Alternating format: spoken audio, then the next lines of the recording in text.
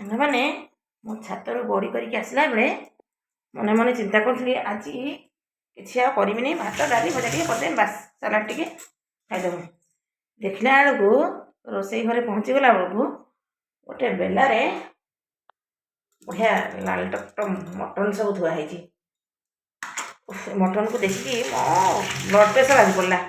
ଏତେ କାମ, ତାପରେ ପୁଣି ଏଇନା ରୋଷେଇ, ପୁଣି ରାঁଧେ, ଆଣିଛନ୍ତି ତ ପୁଣି କରିବାକୁ ପଡ଼ିବ। ଦେଖିଲେ ସାଙ୍ଗମାନେ ଏଇ ଲୋକଙ୍କ ଜୀବନ କେତେ କଷ୍ଟ।